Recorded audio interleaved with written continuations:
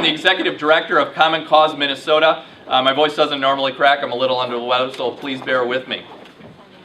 It is my pleasure to welcome you to, on behalf of our broad coalition here, to fight to get the big money out of politics.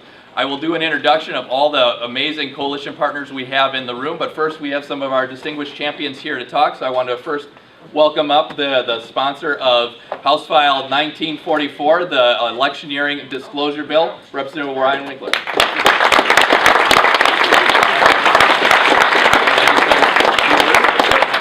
Thank you all for coming. It's great to see so much energy and so many people here. We need it, because without the push of citizens, without the push of all of you on these bills, the good kind of campaign finance reform, clean politics legislation that this state has been known for so long would never have happened, and it would not be moving at all this year. And so thank you for coming. Your presence here makes a difference. It matters. And without you taking the lead, the legislature probably doesn't. I'm carrying 1944, and that bill has some challenges. There are two very powerful organizations who oppose it, the NRA and the MCCL, and that creates challenges for Republicans and Democrats in supporting this legislation. It's also opposed by the Minnesota Chamber of Commerce and the Minnesota Business Partnership. So we're going to need your voice and your activism, talking to Democrats, talking to Republicans, telling them that we have to at least know who's spending money in the elections. That at a bare minimum, if we can't stop it right now under this Supreme Court precedent that we have, that at least we get to know who's spending the money. And right now we don't get to know because there are these big loopholes for electioneering communications and express advocacy. As we've tried to provide more disclosure in recent years, we've really been a leader in Minnesota in a lot of ways. The corporate disclosure law that we passed in 2010 is what allowed us to know that Target was spending money to elect a certain candidate for governor in 2010. The backlash, the public knowledge, the awareness of where that money was coming from worked in 2010, and as a result, Target Corporation and others backed off from their pledge to raise a lot of money and spend a lot of money to influence the race for governor. We need to do the same thing with House File 1944, so that we don't leave big loopholes in place for special interest groups to go out and advocate for favored candidates and try to convince voters to support them without disclosing at a bare minimum who should be paying for those elections. So I just want to say that it's still an uphill climb to get this done. Your activism, your support, and your showing up is the key to making that happen. And so I guess, thank you, and really urge you to step it up, because we're going to need it to get this done this year. Thank you. Next, we are honored to have Representative Steve Simon. He's been a champion of both bills and of many things that Common Cause has been pushing here. I wanted to give a round of welcome to Representative Simon.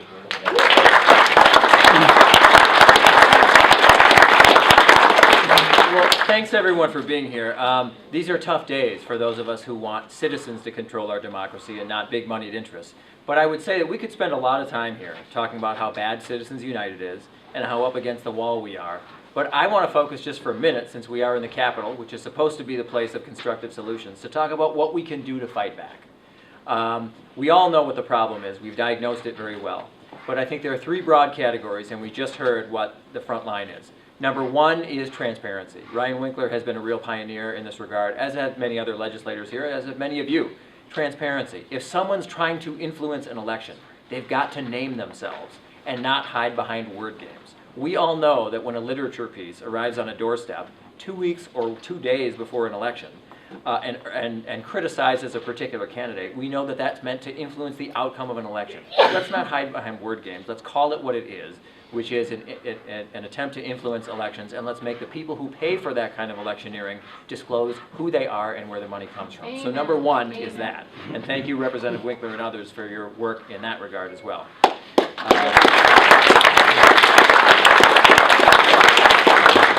Number two is accountability. Now, we've come a long way, as Representative Winkler said, in 2010. We had a great reform bill that was passed on a bipartisan basis last year, which made some steps in the right direction. But try this on for size. There's some great ideas out there about how to curb, in particular, corporate influence on our elections. How about this? How about saying, as some have suggested in other states, how about saying that if a corporation comes to Minnesota and is registered to do business in Minnesota and wants to continue to do business in Minnesota and also wants to play in our elections here in Minnesota, that's fine, but if they're a public corporation, they need to get their shareholders' approval before they go in and spend that money on a particular election. Something tells me that some of the corporate spending we're seeing, something tells me that we wouldn't see quite so much corporate spending on these elections if they had to actually do what many other organizations that all of us are affiliated with have to do, which is in a democratic process, get the actual stakeholders and owners to sign off.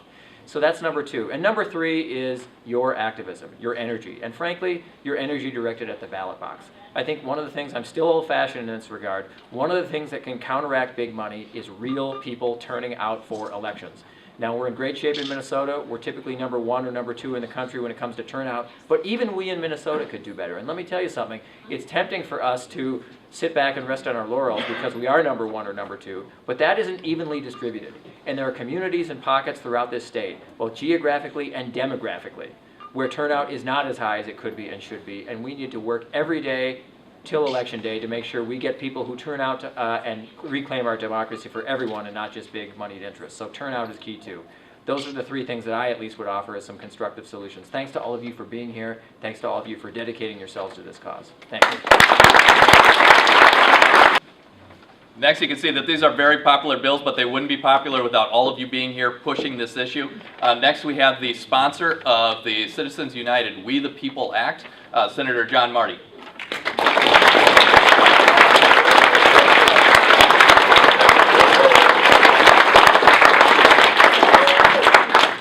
Glad to see a good turnout today on all of these issues. We have to change our political system. We have to take the money out of politics, and the House File or Senate File, House File 276 is a big part of that. I think we've got to recognize, as we've been happening in our country, Supreme Court in the last 30, 40 years is moving us away from a democracy, literally a government of the people, to a plutocracy, a government of the wealth and those who control the wealth. And as Citizens United made clear, it's not just people with wealth, it's also other things like corporations with wealth. They're the ones who are getting control of our government, and it's time to fight back, and I think this is a step moving forward on it.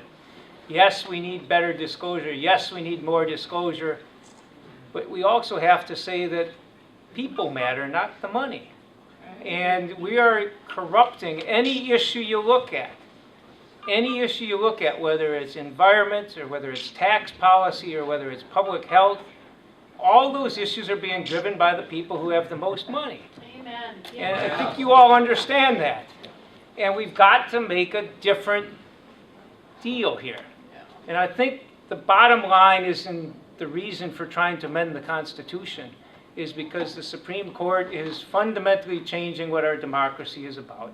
And they seem to have this idea, I don't think any of us disagree with them on the importance of the First Amendment. I think what they don't understand is how money plays into the First Amendment, and that the more money that's getting pumped into the political system, we're not getting more speech.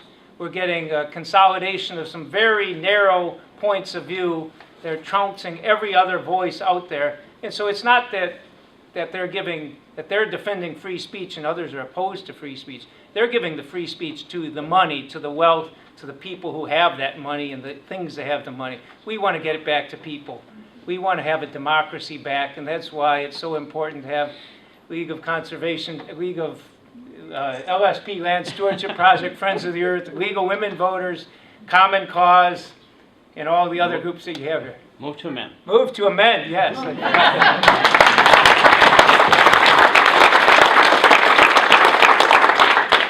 Because fundamentally, every decision that's made here and in Washington, D.C., we're going to lose ground if we can't take the money out. When the Koch brothers can have more say in our elections than people do, you know, the $30 million that they spent in the last 2-year period, the Koch brothers, we think that's a lot of money. Maybe they'll run out of money. Well, the last 2 years, their net worth went up by, I think, $10 billion. So this is like $3 for every $1,000 of that their wealth increased, they put into money. And you can't compete against that. And we want a democracy where people matter and issues matter.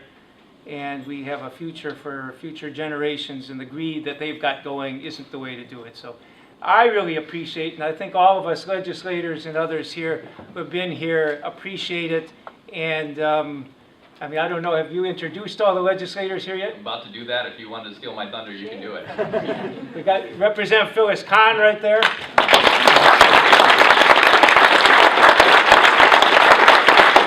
Representative Sandy Mason here. You've already heard from Ryan Winkler and Steve Simon here. Senator Chris Eaton here.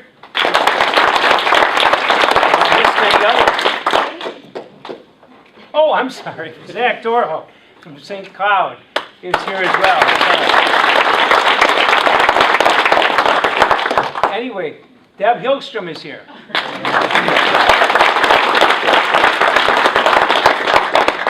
And I think I can speak for all of us in saying that your being here matters and your speaking up matters. And these are issues that the public overwhelmingly cares about. Overturning Citizens United, taking money out of politics. I don't think those are close calls. Those aren't 55-45, not even a landslide of 60-40. Those are like 98-2 in terms of percentage support for it. People believe in our democracy. They want it back. We want it back, and we're glad you're here to speak for it and fight for it. So thank you very much. One of the things that I want to do is really thank you for all your hard work in raising these important issues. A lot of folks think that Citizens United is a concept that's out in Washington or a concept that isn't really been brought right here to Minnesota. But I have to tell you that not only is it happening in our elections right now, but it's happening in our courts as well. There is currently a lawsuit right now where the Republicans are attempting to keep county attorneys from prosecuting them when they violate our campaign finance laws. They are saying that special interest money, those caps, should not be legal here in Minnesota, and there is currently a lawsuit going on right now in Minnesota courts to make sure that they can bring big special interest money right here to Minnesota. So I just want to thank you for all the hard work that you're doing to raise this issue of importance in Minnesota, because it really is your voice that needs to be heard and not big money. I'm not going to take any more of your time. I think Senator Marty did a fantastic job talking about this issue. But I really want to thank you for all the work that you're going to do in the future as well. So thanks so much. We really already have heard from a lot of our supporters here in the Capitol, but I want to know who's here from Friends of the Earth. Maybe we could clap a little bit. I didn't have to explain to you all, it's a rally. We want to hear from you. Who is here from MPERG? Who's here from the League of Women Voters? Who is here from the Land Stewardship Project?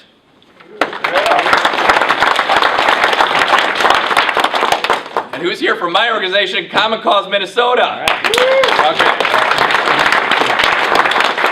I was worried you guys would be shy, so that's why I kind of prompted it up. And who is here from Move to Amend?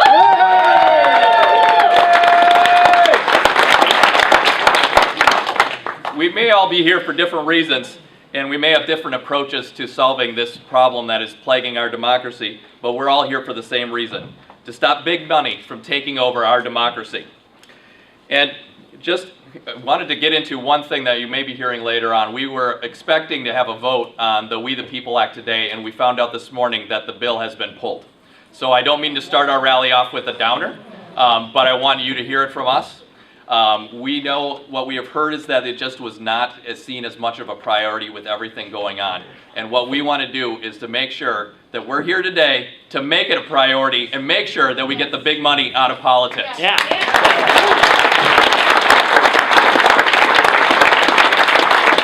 So I want to give one more round of applause for our brave champions here in the Capitol to know that we have your back, and we will make sure to give you some support.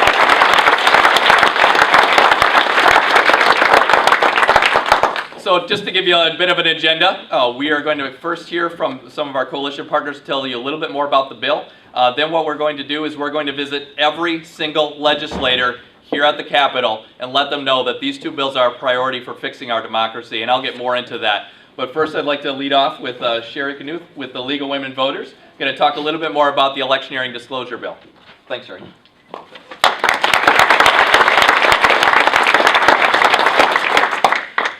About a month ago, Jeremy said to me, do you think we could have a rally at the Capitol on campaign finance? And I said, Do you think we could get enough turnout? Look what we did. That's great. Give yourself a hand.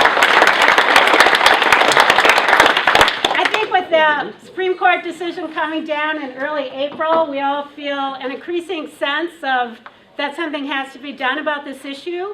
And the League is working hard to pass the disclosure bill, which would require disclosure of independent spending, where people aren't using the magic words of advocacy like vote for or vote against, but their ads are clearly designed to impact the election of a candidate.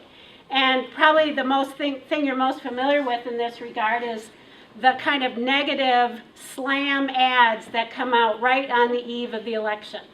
And we want to know who's behind those ads. We want them to disclose their donors and put that information on the public website of the Campaign Finance Board so that we can figure that out, so that we can see who's trying to influence our vote and try and hold our elected officials accountable to us, the people, not to special interests that put money to their campaigns. So thank you so much for being here, and I hope that when you get out today you can support HF 1944 when you talk to your legislators, because that's an important step on the road. And even though the Supreme Court has done some things we haven't liked, they say over and over, disclosure is a key and we support it. Thank you. Is Robin shown up yet from Move to Amend? I haven't seen him. No. All right, well, if that's all right, I'll move into, if David could speak from Friends of the Earth. We're really happy to have you guys in the coalition and join us here today. Thanks so much. I'm David Zwick. I'm on the National Board of Directors of Friends of the Earth. And I have in my hand here some of more than 700 cards signed by Minnesota members of Friends of the Earth Action over the last 6 days. People we spoke with directly. The cards ask them, well, there's more of them here on the table, there's more up on the wall. Got a lot of cards here. The cards ask the Minnesota House leadership to bring HF 1944, the disclosure bill, to a vote. Why do our members feel this way? Because they know this is about more than good government, as important as that is. It's about the kind of world we live in, the kind of world we want to pass on to our children and their children. Will we have safe water to drink? Will we have clean water to breathe, clean air to breathe? Will we be able to save the planet from the most devastating damage caused by climate crisis? And it's not just environmental causes. Will we be able to reduce poverty and growing inequality so people have a fair chance in life? That's why we're all here today. We know that protecting our planet, protecting people, protecting our way of life, and protecting our lives depends on reducing the role of big money in politics.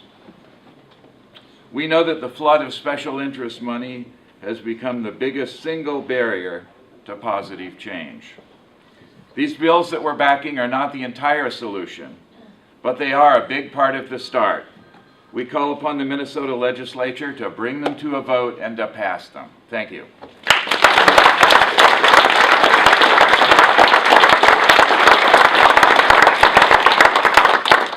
Thank you so much, David. We have Robin from Move to Amend will be here in a second, as well as the House sponsor of the We the People Act, Representative Ray Dean. So I am looking, if we're no idea. No, they're on their way. So. As you can tell, Common Cause Minnesota is a very small staff, and we have to be scrappy. So I'm going to kind of roll right in to give you guys an update on a little bit about the bills and what we are trying to do here today. So first, the electioneering bill. As you've heard, it's a critical bill. We are still working to get a vote in the floor, a vote in the House and the Senate on the floor. And we need to show that while some special interests oppose, people support knowing who is trying to influence their democracy. On the Citizens United bill, as we talked a little bit about earlier, we had the support. We thought we were going to hear that today, and we were going to have the best lobby day ever. We were going to have a bill passed while you all were here. Unfortunately, we weren't that lucky. The bill's not dead, but we do need to show more support. We do need to make sure that every legislator knows this is a priority. Last year, with the help of Senator Marty and all of you, we were able to push this through the Senate. We were able to get a bipartisan vote out of the Senate. Now we've gotten it through the committees and is sitting on the House floor. That is all we need, is a positive vote on the House floor to send this to the governor's desk. Now I'll leave you all in suspense for what we're going to do about it so we can hear about our esteemed guest. Robin, are you ready? Need a second to recombobulate? Okay. Never quite ready.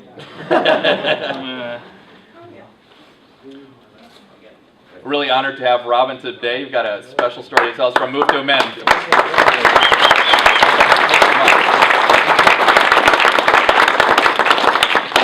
Well, thank you for coming today. It's the weather certainly is not typical for this time of year. On the other hand, we're here for a very special purpose, to express our support for the notion that human beings should have constitutional rights and artificial entities should not. And that money is not speech and can be regulated. And I have to say I'm all new to this, relatively new. In 2010, up until January of 2010, I described myself as being politically inert, meaning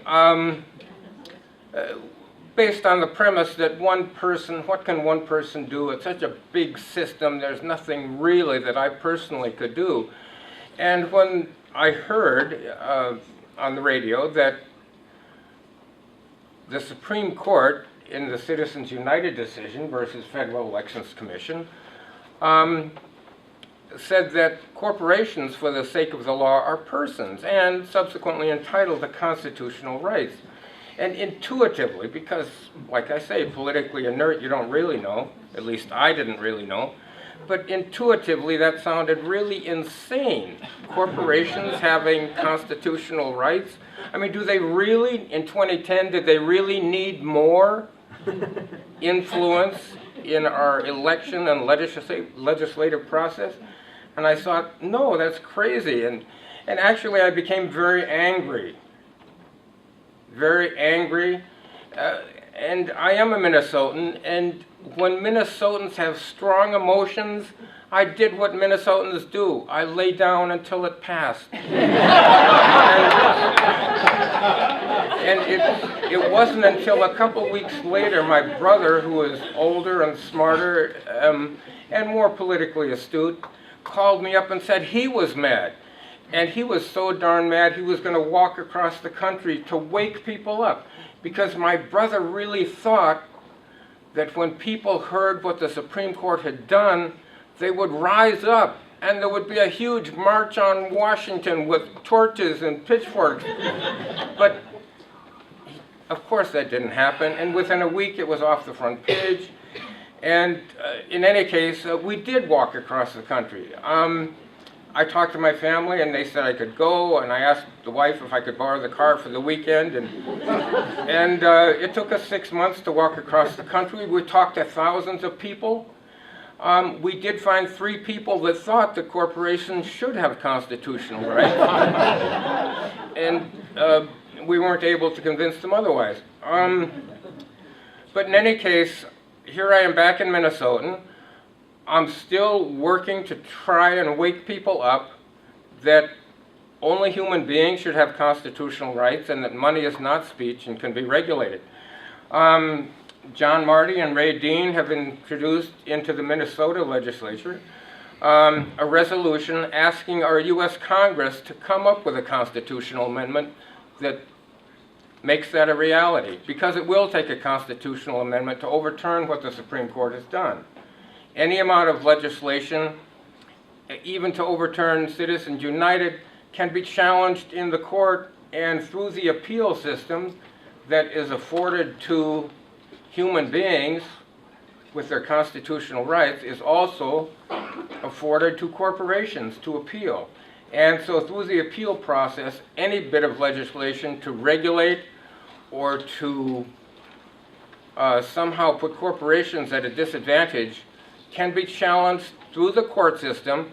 And because, unlike us, corporations have immortality, we can call for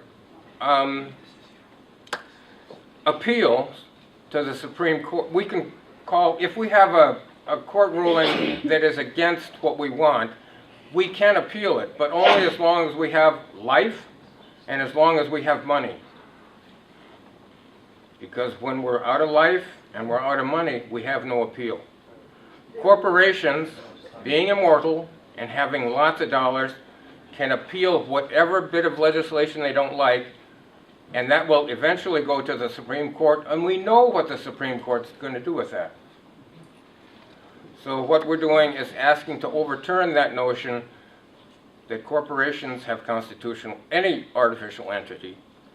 We're not against corporations. We need corporations. They're an essential part of our economy, but we do not want corporations influencing our elections or influencing our legislation.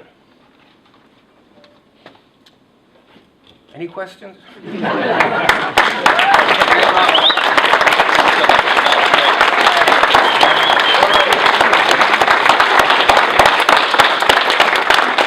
I'm so glad you got to hear that. Every time Robin told that story when he was testifying on the bill in the Senate, it moved everybody in the room, including myself.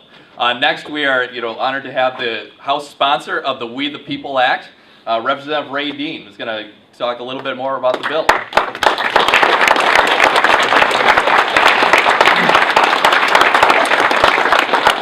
Well, I didn't walk across the United States, so I will never try to take credit for something like that. And I hope I was coming to you today with some great news about us passing the resolution on the House floor, but that didn't happen today. And the reason it didn't happen is there's many of them, but ultimately this has become a bipartisan, or not a purely partisan issue in the House chamber. For those of you who don't know, I believe that ALEC has come out specifically against any legislation that would overturn Citizens United. So that tells me one of two things. One, we're probably fighting the right thing. And two, we have a hell of a fight ahead of us. So we actually thought we were close to the 68 votes necessary to pass this resolution today. And when we did a direct count through leadership, we were at 58. And it doesn't do us any good to bring a bill to the floor that's going to fail unless there's a purpose that's going to help us in the long run to do that. And so I decided not to bring the bill today. If you may have noticed, there were 21 Republican amendments on the bill, and then there were additional 7 or 8 amendments to the amendments. So the GOP is definitely not in favor of what we're trying to do. Although they are in favor of a constitutional convention where they believe that they could do several or 20 different things that would destroy our democracy as well. So I actually am going to be participating in June with the folks from the Mount Vernon Assembly.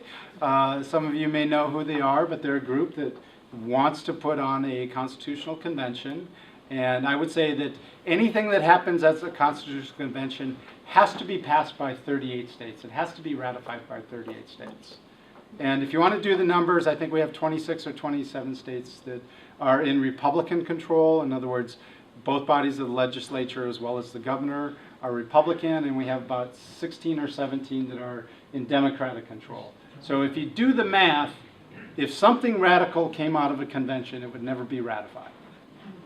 So I believe that if there are groups that push and can get us to the point that we do have a convention, we need to make sure that there's individuals that have progressive values and progressive attitudes about our country in the room to make sure that that doesn't happen.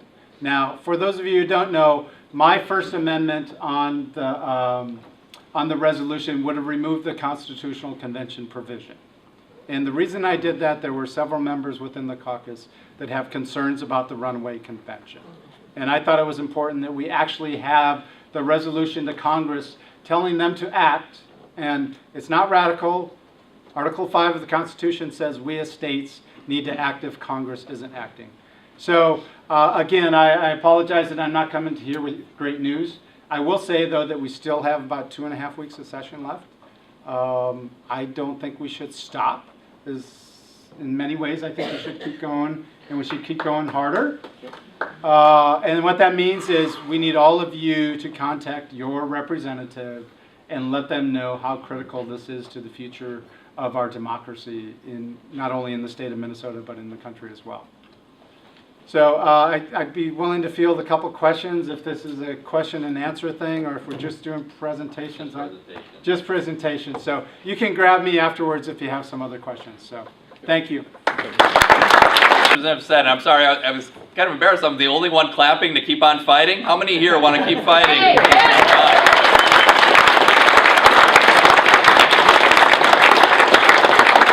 So as I was saying earlier, it would have been the best lobby day ever to pass our bill while you're all here, but actually this is the best timing ever, because we are here, the concerned citizens that are going to take back our democracy, to let legislators know that this is a priority. Among everything else that is going on, our democracy, our voice, our votes, that is what matters, and that's why we're here today. So I'm going to totally switch gears into the logistics of what we're going to do. Next, we're going to meet with every single legislator. We are going to have some of my very helpful assistants handing out folders. If you can get together with 5 or 6 of your now new closest friends, I'm going to explain the folder as that's going, so hopefully it won't be too distracting. What we are doing today is you will not be meeting with your legislator unless it is by some supreme luck.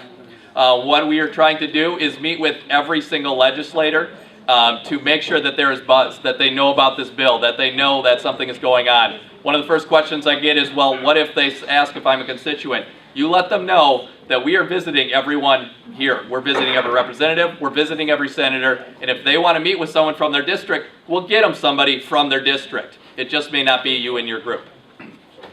Next, if you open the folder from your group leader, everything on this side, on the left-hand side as you're looking at it, is for the legislators.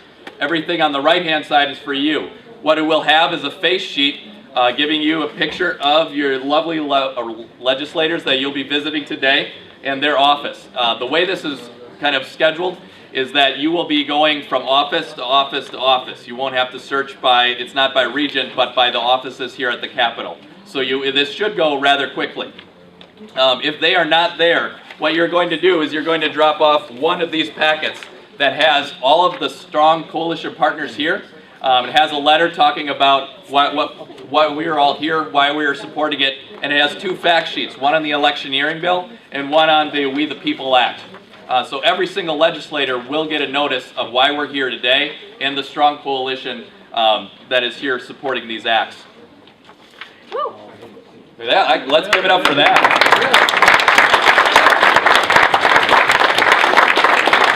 Now we have a couple other things. Now what I have found is while we are still working to find out a little more information on our roll call, to find out what happened to the votes that we thought we had, what is going to happen is you are going to be critical. While I say the people you'll be meeting with, you'll most likely not be able to find legislators, I say that, and then I'm proven wrong absolutely every single year. So first of all, it's important that you visit all the offices and drop these packets off so every legislator knows we're here, and more importantly, I will do that. Bad eyesight combined with writing, it just happens. But what we really want to do is show the people that really run things, the legislative assistants and secretaries here at the Capitol, let them know what is happening so they can tell their elected official. Once that happens, we create kind of a buzz. You'll get a list of people that you may or may not see. Some legislators, when you go to the door, they'll be waiting right there talking on the phone or doing other things. We ask that you wait and meet with the legislator, talk to them why you're here today on this important issue, and let them know that folks from their district are visiting other offices and you are here to talk about why this needs to come to the floor and why this is an important issue that needs to be passed. We also have in the back of the sheets a legislator feedback form. If you meet a legislator, if you see one of the pictures and you see a legislator walking around and you're able to catch him, let us know. The folks in the coalition that have been here on the Hill, this is critical information. One of the huge values of a lobby day like this, legislators will talk to you differently than they'll talk to me. And it's not just because you're more charming and more beautiful than I am, but because you are from the district. You are the constituents, you are the voters. I'm just some lobbying schmuck. So the information that they give you is critical. When they tell us if they support the bill, that they're voting for the bill, if they're co-sponsoring the bill, that may or it may not be true, then we need to go back. So finding that information out is going to be critical. So filling that out and getting that back to us is going to be very important. Can I add on that too? Don't ask someone, could you support this? Yeah. Don't ask someone, would you support this? Say, will you vote yes on this? Because I'm in elected office. If someone doesn't ask me if I'm doing yes or no, I don't necessarily feel the need to answer that if I want to be evasive. But if you say, will you vote yes on this? It puts them in a place where they have to either say yes or no. They can't be evasive. So. And that is a great point. I get nervous when you say the roll call, because some people will say, I got another supporter for you. It's like, they support getting the money out of the politics. They may not support your bill. Right. So let's be very clear what Representative Dean talked about and ask, do you support? No, not do you support. No. Will you vote yes on it? I was going to get to the bill number, which is another way to do it, but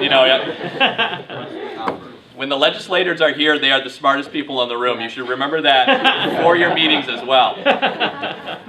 I'm just joking. He really is the smartest person. We also have, just to move on from there, we have sheets. Our friends that moved to amend have, I stole the postcards from last year because these are awesome. We also have another note card. So if you are able to see, if you know the legislators on your list, you can write them a note if you have time. We understand people took time out of their day. We're so thankful for that. We don't know how long you're going to be able to be here. If you are able to stay longer, writing a personal note is extremely powerful. Well, like I said, the We the People Act has passed the Senate. We have on these sheets and face cards, you'll see in the notes section a little bit more about the bills. You'll see who's a wonderful bill sponsor. Please thank them. They need to hear from you. Right now, another thing that is kind of attributing to kind of the stagnation on both of these bills, it's the end of session. They've dealt with over 3,000 bills so far. They may not understand the passion and the public support for these bills. Getting here today, writing those notes, telling thank you to our sponsors will give them the strength they'll need to really push this forward and to get us to win.